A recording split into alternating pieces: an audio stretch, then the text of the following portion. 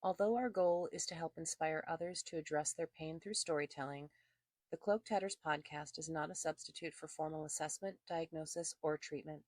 Our content is for informational purposes only and is not considered medical advice. If you need emergency care, please call 911 or the Colorado Crisis Line at 1-844-493-8255 or text TALK to 38255. Call 988 to reach the National Suicide and Crisis Lifeline. Please be safe. You are loved. The Cloak Tatters is likely not safe for work and will feature content for adult ears which may not be suitable for people under the age of 18. References to sex, sexual violence, crimes, addiction, and personal stories of trauma will be discussed and may be upsetting or scary. Use your best judgment when making the choice to listen, and please, take care of yourself. Hello, beautiful people. This is Candy. And it's Sandi. Hello. Welcome to the Cloak Tatters, episode 5. Yes! Last time we talked about, the last 2 episodes, we talked about really heavy trauma stuff. And so we decided that this episode should be more uplifting. Yes, absolutely. So we're going to be a whole lot easier on y'all today as we listen and we tell some stories about things we missed out on. Yes. And how we have decided in our adult frame of reference to ameliorate and make better the things that we did not get a chance to do. That's such a sexy word. I Hello know. there. We're going to be talking about making up for lost time. Yes. Talking about the stuff that we should have been doing. And from a developmental spectrum, like, when you're a teenager and you're a tweenager, you probably should be doing things like dating normally and going out and partying with your friends and experimenting with makeup and clothes and identity and figuring out who you are instead of being told what you should be and who you are. So, Candy, do you want to start talking about some of the things you feel like you missed out on to sort of set the context for where we go from there? Sure. So you touched on it a little bit, and when we were talking about this beforehand, some of the ways that I have reclaimed my bodily autonomy. Mm-hmm. People that have seen me in the flesh already know what I'm talking about, but hair and makeup are huge.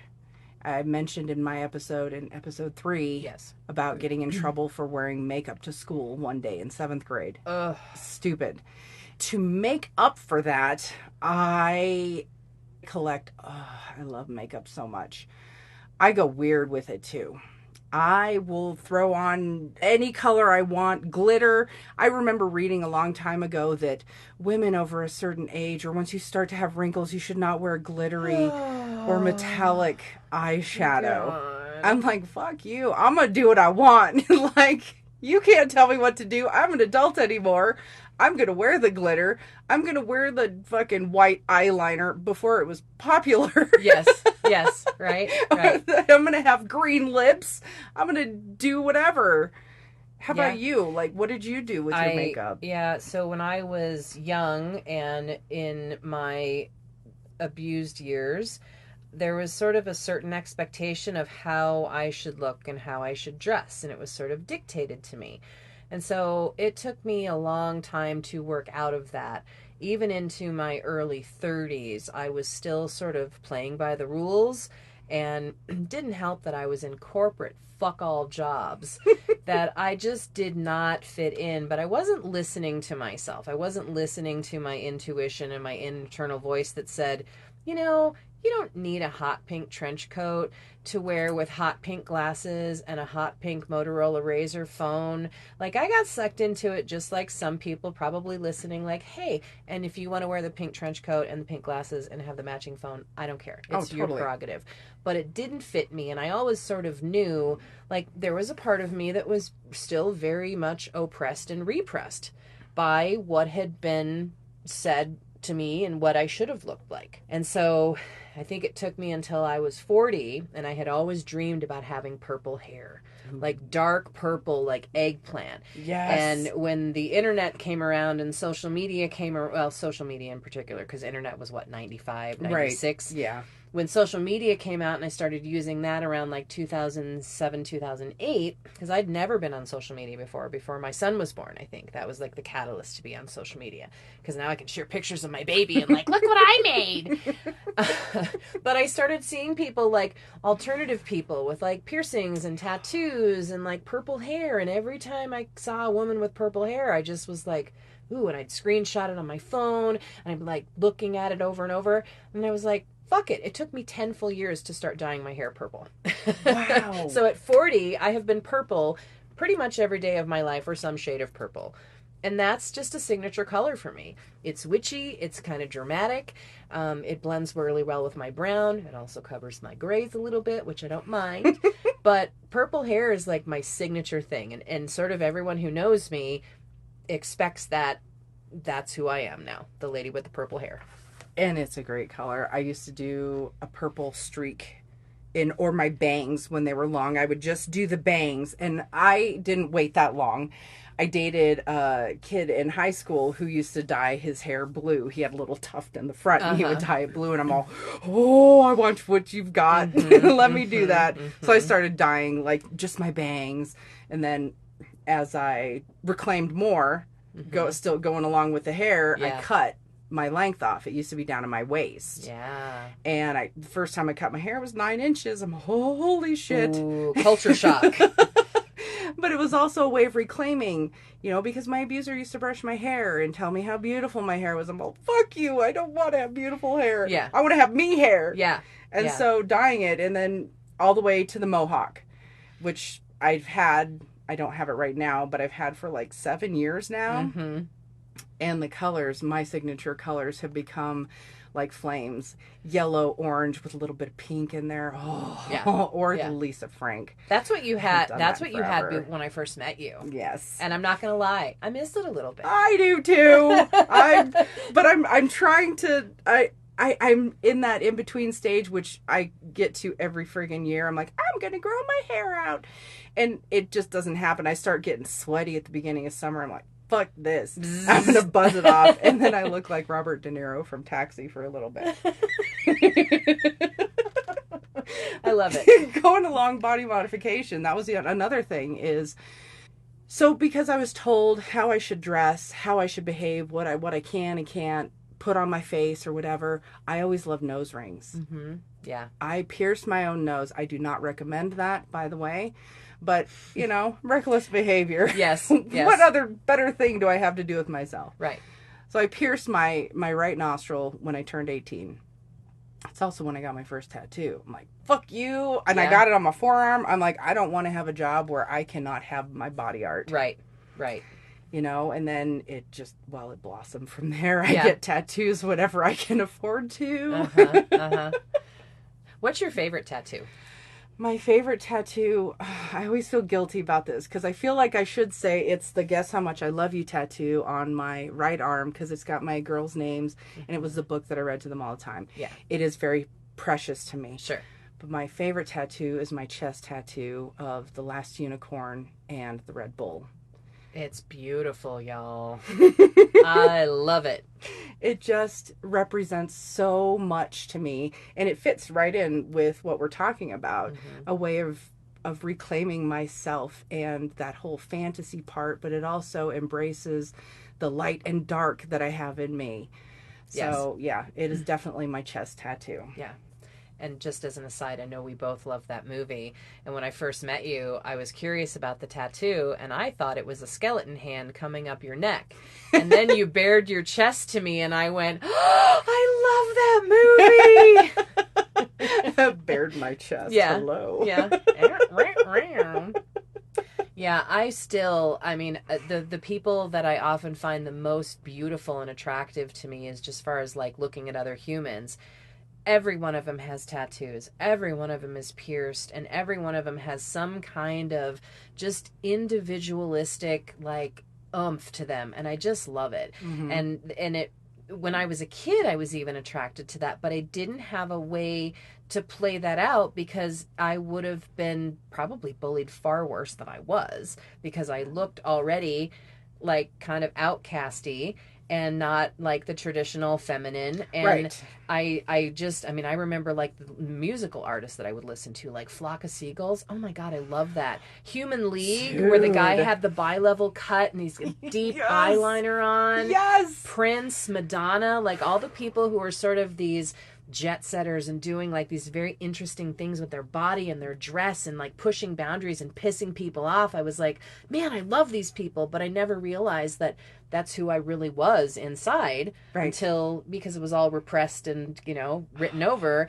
And now I'm like, I'm 51. I don't give a fuck. I'm going to do what I want. And I still haven't gotten a tattoo and I would love one, but I still don't love needles, y'all. And I'll get past it at some point. It's totally worth it. Yeah, I know. I know it is. Totally I worth know it it. is. I'll stick with my ear pierce or my nose piercing and my double ears pierced. Like, ooh, woo! But I think people who pierce and do body modification, I love it. I'm so fascinated by it. I think it's beautiful. Me too. Like the dermals that people get, and that is actually beyond what I would do for myself. Like, and even the split tongue, I'm like, Yes. God, that would be so cool, but Yeah. there's no fucking way. Yeah. Well, one interesting aside, when the internet did come out in 95 and 96, that's when I became introduced to the Jim Rose Circus. Oh, I don't know what that is. So it was traveling like freak show troupe, and they do body things, and you know, and so years later we went to the Denver County Fair when that was amazing. That was the most amazing county fair I've ever been to, and we got to see Enigma.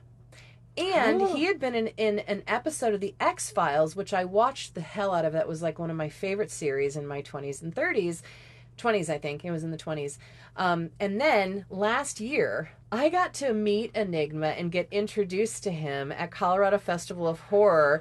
And I had taken a picture with him at the county fair years before. And when I got introduced to one of the Colorado Festival of Horror friends, he introduced me to Enigma, and I was like, holy shit! And Enigma is beautiful, and he does like freakies. He does tattoos now and freakies, and he's living back in Denver because I think he's originally from here. And he is so amazing looking. He's tattooed like a puzzle. He is blue. He has horns subdermally in his. I mean, I love that. He's just an artist, and watching him perform is amazing and such a treat. So sort of like full circle, like a lifetime dream realized. That is so freaking cool. Yeah. So we're talking a little bit about this, you know, body modification and body autonomy and taking back things. One of the other things that Candy and I both have in common is sort of a need to have adventuring. Oh, I'm all about the adventure. Yes. So what does that look like for you? Oh my gosh. So it was crazy. So, and kind of weird, and we won't go into it too much, but after we moved from Boulder to Arvada, anytime I was feeling stress, I went for a drive. Yeah. I would drive to Boulder. I would drive to Boulder because it was also comfortable in its familiarity. So adventuring is being able to get in my car and go anywhere. I get to go wherever I want. Yeah. Having a car for me has always represented my freedom. Yes, I can same. run away if I need to, or I can go for a drive in the mountains and just get lost for a little bit. Yeah. You know? Yep. I did the same thing when I was in high school. Because of all the things that had been happening to me, I did not go to school with any kind of regularity. And so in lieu of school, I would go to the 7-Eleven in the morning and leave for school at the normal time. I show up at 7-Eleven and I get myself a fresh pack of cigarettes and some big tankard of coffee, and I would drive my shitty car into Deer Creek Canyon and up to Georgetown and just run away. And I'm listening to classical music. I'm listening to NPR radio. I'm listening to all these like intellectual my mind was just like, I just need to get away. And it was just this way to have freedom and power. And I loved it. And I still love a good drive. When my car broke down in 2020, and I didn't have a car for over a year, and then I had subsequent car issues The 3 years after that, like I have been, like I was probably one of the most frustrated people you'd ever want to see because I could not go out and drive. Gives And me we- anxiety thinking about not being able Oh. to go wherever I please. It was so bad. It was so bad. Mm-hmm. And like what part of adventuring for me now, even when I didn't have a car, like during the pandemic, I pitched a tent for the entire summer and slept in my yard. I love that so much. I love that. And yeah, beyond just the driving, adventuring, going up into the mountains, Yeah. and hiking off trail a little bit. Sure. You know, some people don't like to do that, but I grew up hiking in the mountains. I have a good sense of direction. I wouldn't be able to do that in the mountains of frickin' Idaho. Sure. But Colorado, I can tell where I'm at. Yeah. You know, and just because that's where you find the good stuff, all the bones. That's right. And the cool And plants. and the rocks. Yes. Yeah. All the stones. Yeah. Yeah. Yeah. So, yeah, adventuring means, and I've been talking with a gentleman that I'm seeing about adventuring and defining it. It's funny, I've been defining adventuring quite a lot the past few days. Sure. And it's not just even physically going somewhere. It's just, for me, it's trying something different. Yes. Than the norm. Yes. For me, than Yes. my norm. For sure. Because I'm always trying to keep my neural pathways fresh, and I'm like, Right. adventure is the way to go. Right. So sometimes it's playing a different tabletop game. Mm-hmm. You know, it's putting myself outside of my comfort zone of Right. the familiar. Yeah. Yeah. That's adventuring for me. Right. I've always had a very sort of wild internal world. Like, I was an only child. Like, when I was really little, it was like my Snoopy record player, and I would just sit there and have records on, and I would read my little golden books, and I would color, and like, I just had, and my parents were, often, I think, like, well, why do you like spending this much time alone? And I'm like, because I love it. I can do whatever the fuck I want. Yes, exactly. And I think when I was a teenager and didn't get to have those normative teenage and tweenage experiences, I kind of fell into my internal world, and it became very much all about music. And like, even as a little kid, I'm thinking about this, and I had forgotten about this, but I really liked to perform when I was a little kid. When Flashdance came out, I put together a whole fucking routine Oh my God. for all the moms and the little kids that I was watching in the neighborhood. And I remember I did it in our neighbor's house because we didn't have enough room. And so we set up like the couches, and I was like center stage. I had totally forgotten about that until just now. I love that so much. And so I like to be, I like to watch performances, and I really like performance in general. And so there's something that it just strikes in me of like the expression of that and the way people can move their bodies. I can't dance worth beans. So I really love it when I can see people move their bodies in such a way that it's almost like this physical symphony. Oh, yes. So cool. It is cool. I love that. I used to go dancing, and that's probably just another way of, adventuring, Yeah. expressing myself. Yeah. And going to the club, and I'd watch the goths dance, and Yes. I'm like, oh, Yeah. I want to do that. Yeah. I want to be you when I grow up. I never quite got the hang of it, but You should grab I some love... cobwebs right now. I know. Sweeping the broom. I mean, I could do some basic moves, but I love that. I love that. Dancing, yes. It's good stuff. Right. We want to encourage you to do the adventuring. And Yes. if people are thinking like, well, why do you want to go out and take a drive at 2 a.m. by yourself and like be alone? Like, isn't that scary or dangerous? No, some of us find that really exhilarating and freedom and being in charge of your own ship. So like, go do the fucking things. Ooh, I love that, being in charge of your own ship. See, my brain goes to Starship. Beep, beep, beep. I'm like, the Starship Enterprise. This car is my Starship Enterprise, and I am fucking Captain Picard. There you go. It works. It works. See, adults, in my opinion, clinically and personally, adults do not often spend enough time in their imagination. I would agree Right? wholeheartedly. And I come from a boomer generation, parents who my dad knew how to play. Oh my God, my dad knew how to play. And he played so much more once my son was born. And I got to see that like playful side of him that he was when I was a little kid.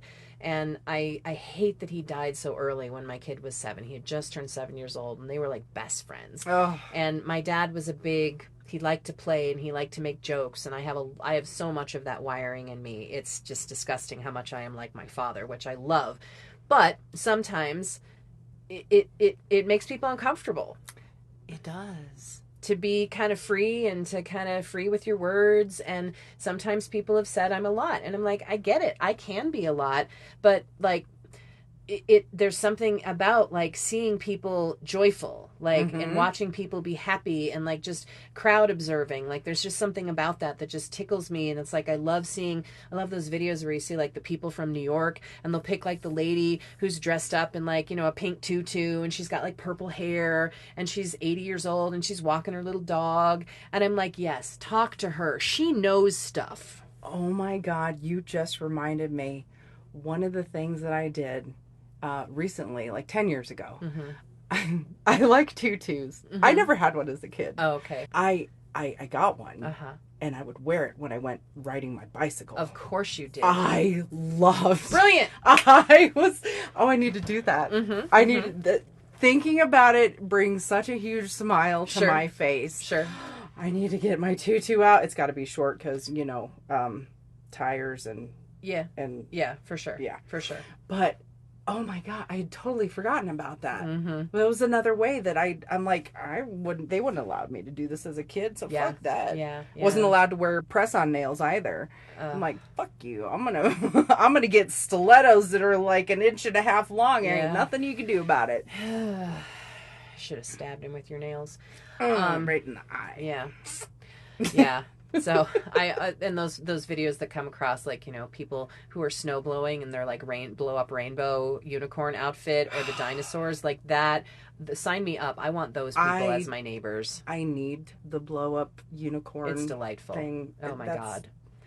That's a bucket list item for me. Yep. All right. Oh my God. Yes. Well, somebody might have to get you one for your birthday. That's fun.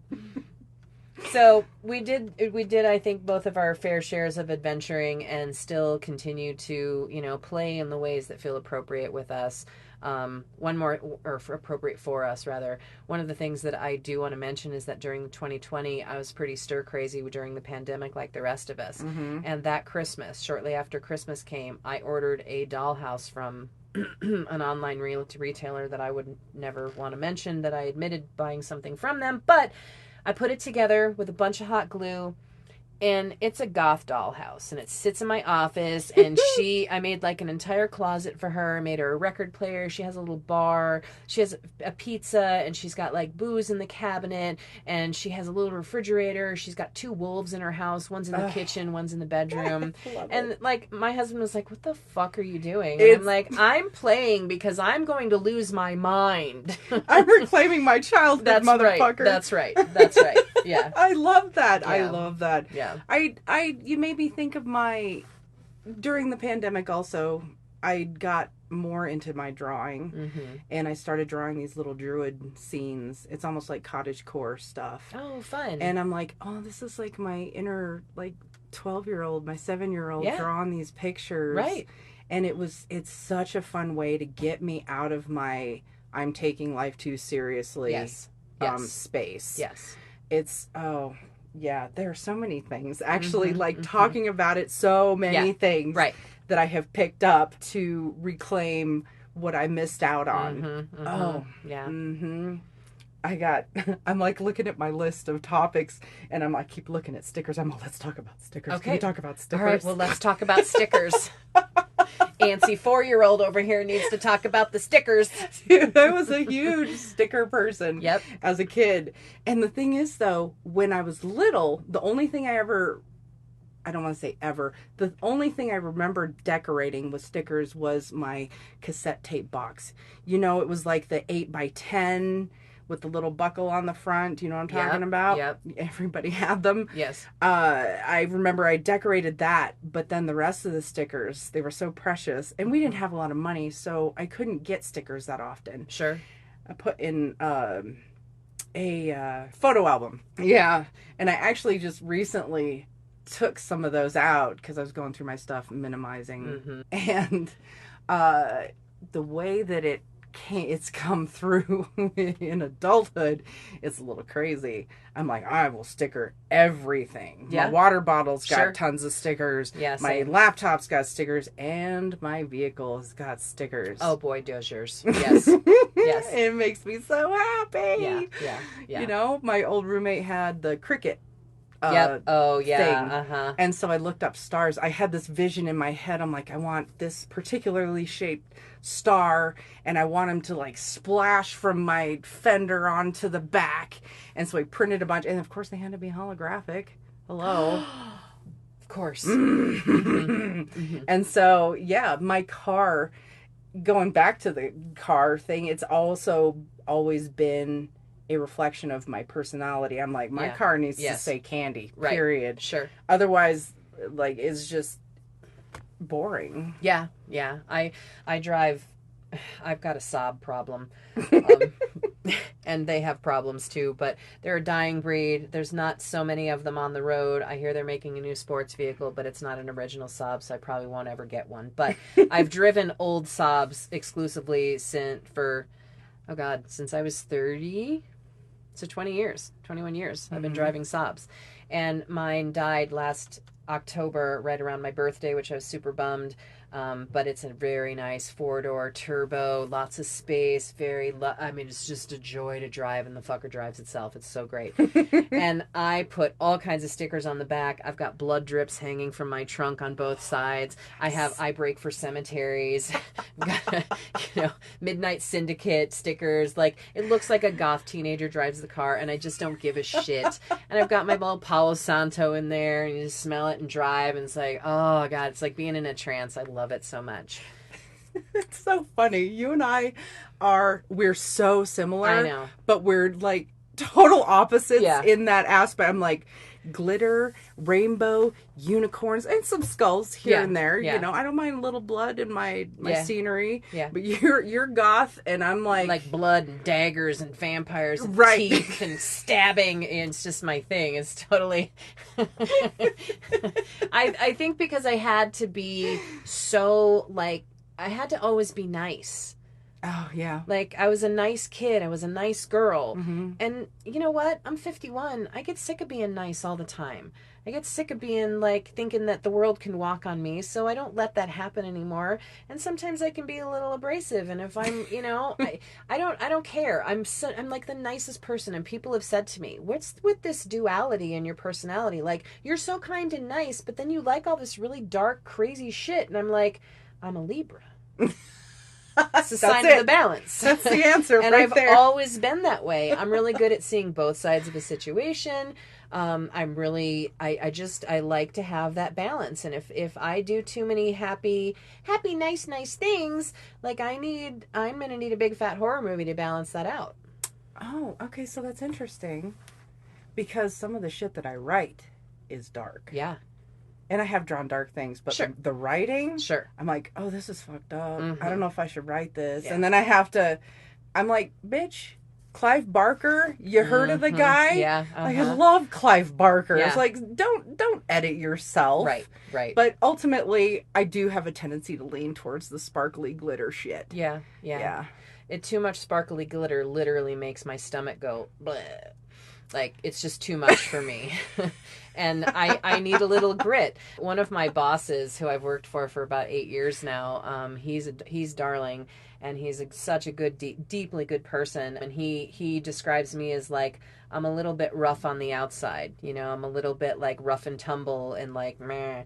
And I'm proud of that. That comes from my dad. That comes from being raised by sort of a gruff but really kind, soft teddy bear guy on the inside, but worked with his hands and was always kind of dirty and didn't really groom himself super well, Yeah. Yep. One thing before we move on to sort of the next things, back to the stickers. Yeah. So you don't know this about me, but in my cellar right now, I have my sticker collection from when I was in elementary school. Oh. And we used to have a Hello Kitty Oh my God. I'll show it to you when we're done. I have a Hello Kitty jewelry box in the closet across the hallway. That's a vintage one that I will never get rid of. Yes. I have a Hello Kitty sticker and tape dispenser, like a tape dispenser. And I have Hello Kitty scissors. Oh, And I've saved these things. I love it. But my stickers are down in my cellar. They are from when I was like 8, 9 years old. Probably 3rd, 4th grade. Because we would get them through the Scholastic Book Fair, which was like the best fucking thing. The highlight of my life. Oh my God, the yes, book it fairs, was. Yes, right? yes. When my kid went to school and was in elementary school, I was very hard pressed to not blow a bunch of cash on not only books for him, but shit for me. Because I was like, what is that? A rainbow pen with all, like, the pen that had the 30 different inks in them, and you would push it and it would come down. Yep. Oh my God, I have one somewhere in this house. But downstairs in the cellar, I have my entire sticker book. And the gasoline sticker was my favorite. And it still smells. Oh my gosh. The chemicals that they use are... I mean, it's probably given me incredible. cancer, but you know, scratch and sniff I will gave me still cancer. be like, you know, just I love scratch and sniff. Stick my nose in the whole pages, and I have the Lisa Frank pages that you could add to the sticker thing. Oh my God, Lisa Frank. Yeah, Oh. and I've got big, like entire, like a unicorn sticker that's like an entire 8.5 by 11 page. So can you leave this stuff to me in your will? Sure. I'm just saying. Sure. Yeah. You know. Yeah. Nobody else needs this. I do. Yeah. So. Yeah. all that Lisa Frank stuff and the Hello Kitty. I remember we used to go to a mall when I was a kid and they had a Hello Kitty store. And that's where I blew most of my babysitting money. Like most of it just went to Hello Kitty. Oh, I love Hello Kitty. Apparently there's a Hello Kitty cafe in Los Angeles. Oh, let's go. We should go. Road trip. Yes. Adventure. Yes. Yes. Well, I like all the variations of the Hello Kitty. Hello Kitty goth. Bondage Hello Kitty. Yeah. I love. Yes. Good stuff. Mm-hmm. We're both like pasted smiles on our face right now, like trying to. I can see both of our brains sort of churning around all the unremembered childhood memories. Oh my goodness! Yeah. Yes. Whole different energy in this room than there was the last 2 weeks, so that's really nice. So much better. Yeah. So much better. Those 2 episodes were difficult. Yeah, they were heavy. And so worth it though. Yeah, very much. Yep. Very much. So you were talking about. Oh, what was it? It was a nice segue into the next. You were talking about Hello Kitty, and we wanted to talk about toys. Yes. I've got a Hello Kitty goth that my sister and I got together, and it's one of my favorite things. I used to have it in my car, and I'm all, no, the sun is ruining it. I must save it. Yes. But stuffed animals, that's a huge one. Yeah. I need me some stuffed animals. Yeah. I've got to. I have to. Yeah. That was a big thing. Like, I had them as a kid, yes. But it still, I mean, it filtered into adulthood, too. Yeah. Yeah. My pillow every night for the last 7 years or so, 6 years or so, is a gray kitty, like one of those bloobly plushy, like, you know, it's like a big round blob. Is it a Squishmallow? Yeah, Squishmallow. And it's gray. It's a gray kitty, and its name is Carter. And I got it because my son didn't want it anymore. And I was like, it's mine now. And I sleep on that every night. And it supports my head and neck in just such a way because it's so squishy. Yes. I just can't not. I too sleep with a Squishmallow. Yeah, It's an owl. That thing went to Chicago with me when I helped my aunt. And it went to South Dakota with me. And I mean, it squishes down to like nothing. So it fits on the very top of the suitcase. Yes. And it's the first thing I pull out. And it's like, fluff Carson up and then put your head down. I love it. Yeah. My favorite stuffy to sleep with as of late was a goat. Dude, I know. It was a goat. I got it at a Meijer grocery store in Kalamazoo, Michigan, when I was living out there. And I coveted that thing. And I don't have it anymore because I gave it to my sister. She was really struggling. And I'm like, here, this has my smell. Aww. And you love all the dark stuff. Yeah. Also, have this goat. I named him Baphomet and called him Boffy for short. I love it. I love it. I would love me a Black Phillip. Oh, yes, a Black Phillip stuffy. Oh, I would be down for that. So I'm looking for a goat to replace him because I miss sleeping with my goat. Yeah. There will be Google searches after. Yes. Yeah. Yes. Tell me about some other toys that you've got. So, God, besides the Barbies that I discussed last week ad nauseum, 36 Barbies, one Ken doll, one Darcy doll, and two big drawers of fucking Barbie shit. Oh my God. You forgot the partridge in a pear tree. And the partridge in a pear tree. Something that I reordered for myself recently that I have yet to play with because it's missing an integral part that I need to go to the craft store and figure out. It's a toy called fashion plates. Do you know what those are? Oh my God. Are they where you can make outfits? Yes. Oh, I always wanted one of those. I'll let you play with it. Oh, you can my play God. with it. Yeah. It's missing the crayon piece and the holder that you drag down. So I just need to go to the art supply store and find something that will hold like a crayon and then get a black crayon and then But I got one of the originals from I can't remember the name of the manufacturer. It's some funky thing. But it was it's the original from like 1976, and I got it on eBay for like $14, and I was like, I can't fucking help myself. I am going to buy this, and I'm going to play.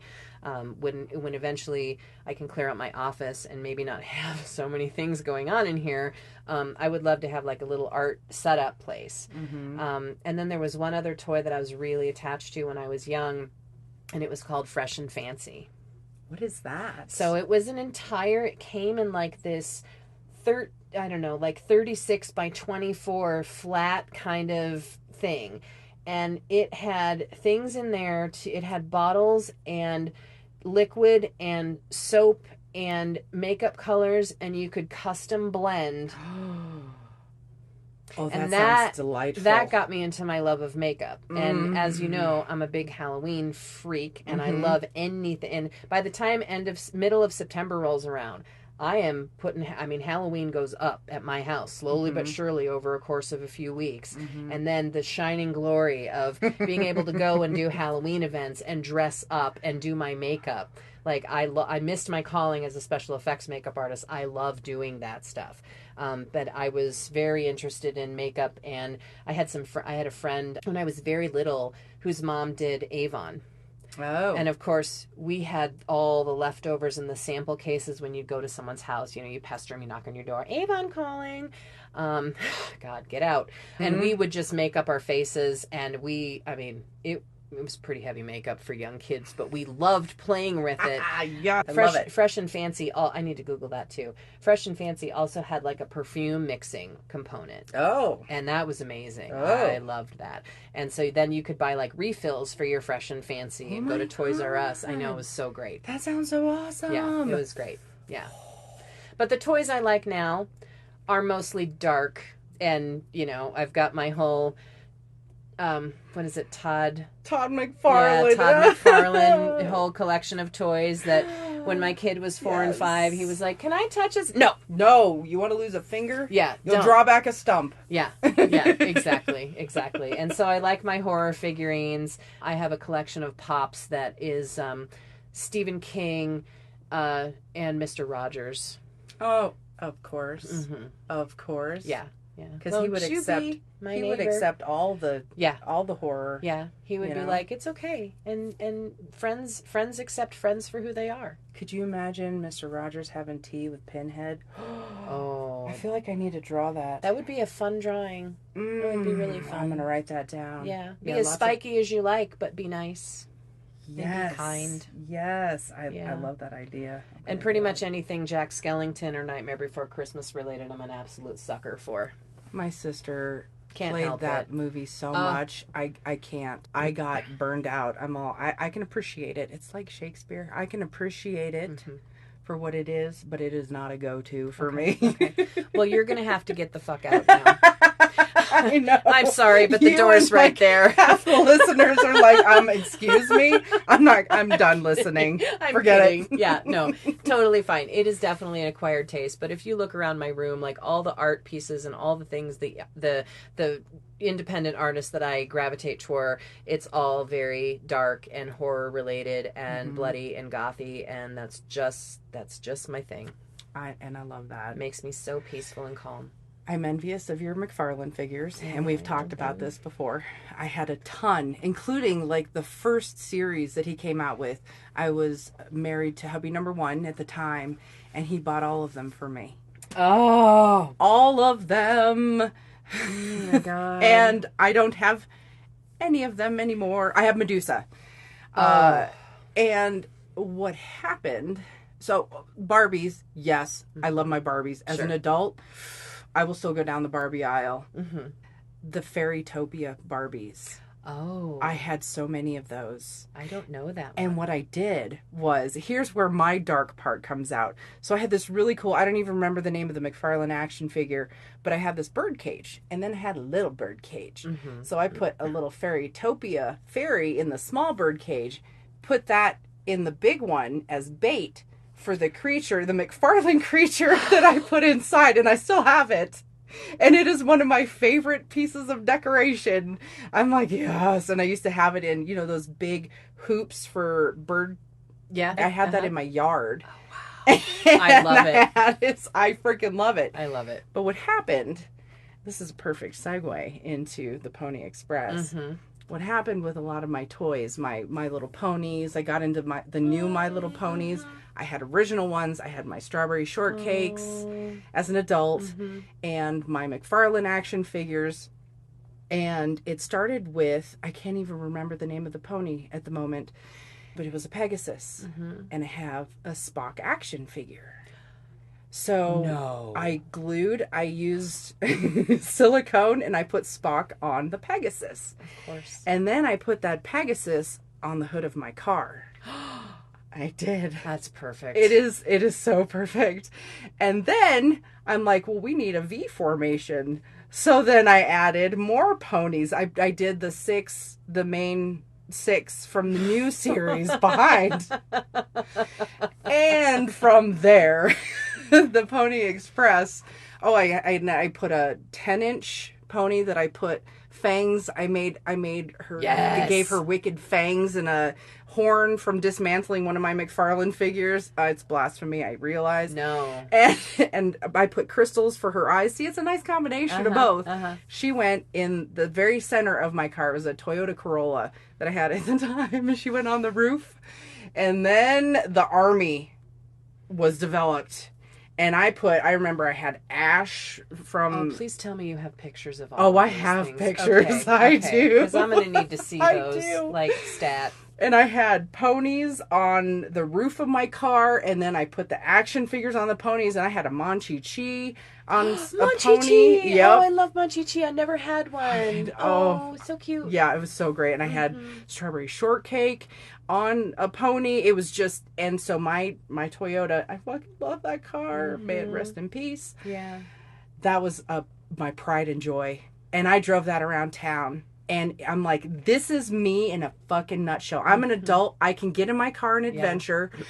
And I've got toys glued all over this. Yeah. I cannot be unhappy in this car. Right. Because every time I went out, people were smiling. I love it. And I'm like, I'm making people happy. Yeah. And that makes me happy. Yeah. This is just more evidence to the point that you need to really be as weird as you need to be in a society where things are not copacetic all the time. And we have a lot of things that are going on that are really stressing people out just to their very core. And it's interesting to me because, like, sometimes when I see people who, like, they have their whole personality on a car in a way that is offensive or hurtful or bothersome. I mean, I've driven around and just seen people with, like, you know, fuck you and fuck this and, like, what? Okay, we're and I'm not judging those folks, but what I am saying is that you can tell a lot about a person by how they show up in the social sphere and in public and in the collective. And, like, I do worry about people who are like, you know, fuck this person and fuck that person and, like, you know, and I'm like, okay, what's happening here? Why are and to me, there's some unresolved stuff there. But when it's joyful and happy, and that becomes your sort of external personality that you show the world, like, you're right up front about, like, yeah, I'm a weirdo and, like, take it or leave it, but I'm not out here to harm anybody. Right, exactly. You know? I just want to spread joy. Right. Yep. Yeah. You fart glitter. I do fart glitter. That's right. That's right. That's going to become a thing. Are we going to hear about the Pony Express? That is the Pony Express. That's the Pony Express. That is Oh the my Pony God. Express. I totally missed it. Holy shit. Because That's it was, hilarious. I took all the ponies that I had, the My I Little love Ponies, it. I love it. all generations. Okay. Glued them to I'm on People of Walmart, my car. Are you really? Mm-hmm. That's something. Like, that is something. That is some my kind claim of to fame, accomplishment. the Pony Express. I think the subtitle is All Aboard the Pony Express to Lonely Town. You didn't come up with that caption. No, I did not. Somebody else. I did not. No. Yeah. See, people judged you for, like, you know, they did. and made some assumptions about you that, you know, and I'm making some assumptions too. But like when your whole personality seems like it's something that's violent or threatening to other people or whole groups of people, like, you may have some shit to work out. Right. You know? Right. Whereas if you're just spreading around rainbows and joy, like, what's wrong with that? Yes. You know, who are you trying to hurt? Nobody. I'm going to fart glitter on you. Poof. Yes. You know? Yes. I'm going to glue a bunch of trolls on my car. There's also a Toyota Corolla. I think it's a Corolla. That's the troll car. The original trolls. Yes. Oh, They've got trolls. I've never met the person, and I kind of wish we had a picture of the Pony Express next to that troll car. Absolutely. I haven't seen it recently, but I used to see it around Arvada a lot, and I'm like, yes, you are my fucking people. Yeah. All I can think right now is that I need a fucking hearse. Ooh. So I could just do whatever I wanted to it and then be in the South Broadway Halloween parade. I love that. I would paint mine with glitter and rainbows. Can you imagine a fucking hearse all glittery and shit? It's a moment. It's a vibe. It's a whole thing. Oh, yes. I love it. We're getting close to the end here. I just want to add one more thing. My love of Halloween turned into eventually I started collecting Halloween props when I was 17, and I always loved Halloween. My birthday's in October. That's a whole thing for me. And yes, Halloween is my whole personality in October and September, so don't even try to get me to enjoy anything else, like, you know. And some of that shit sticks around well into December, and then I just dress my witches up in Christmas hats that sit on my porch. You saw them, the ones with the garland now, because it's spring, you know, it's summer. But we ran a haunted house at our home for several years, and we went so far as to, in September, end of August, my parents would come down and they would help us construct walls. So we would put all of these huge walls up in our backyard. We made a maze entirely out of PVC and black plastic and hot glue. I can't tell you how many burns I got on my finger from like, But I was like, oh, the terror, the horror, let's scare the shit out of people. And that is where I shine. For years, I went to haunted houses. I went all throughout my kiddom, all throughout my teenagers. There's a core memory there of when my parents first took me to a haunted house. And they essentially left me in the middle of the room, in one of those rooms where it was all like black and white dots. Oh, my God. And then people come out from the walls. Oh, my goodness. And my parents were laughing and standing and waiting for me at the next entrance that went into the next room. Oh, my God. I remember the vampire, the mummy, and the werewolf all came, like, surrounding me, and, like, as a joke. And I loved it. It scared the hell out of me. And I was like, do it again! Do it again! Yes, I love that so much. That was the year that my dad, when he took me to this haunted house, he rented a gorilla costume and stood in line as a gorilla. Oh, my goodness. And went around and made all the sounds and was like, you know, had a fake banana and like was literally working the crowd. Like, my dad should have been a comedian. So I got a lot of that from him. But when you put me behind a mask, I am terrifying. And I will fuck with people. And having a haunted house was a great cathartic way of doing that for me. And we had people lining up in our driveway. I think we had 25 the first year, 50 the next year, and like 102 on the third year that we did it. Oh, my goodness. And it was a neighborhood haunt, and we didn't charge for it. And it was this entirely huge labor of love. And people would come and tell us, like, your haunted house is scarier than any of the commercial ones that we pay for. And I was like, fuck yeah!